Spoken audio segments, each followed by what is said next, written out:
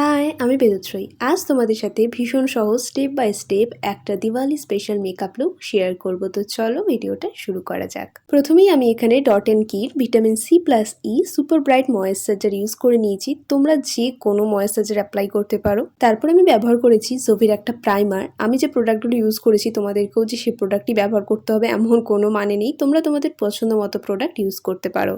আমি এখানে কনসিলার হিসেবে ইউজ করেছি এনওয়াইভ-এর এইচডি স্পটলেস কনসিলার, যেটা ভীষণ বাজেট ফ্রেন্ডলি আর দাম আন্দাজে যথেষ্ট ভালো কভারেজ দেয়।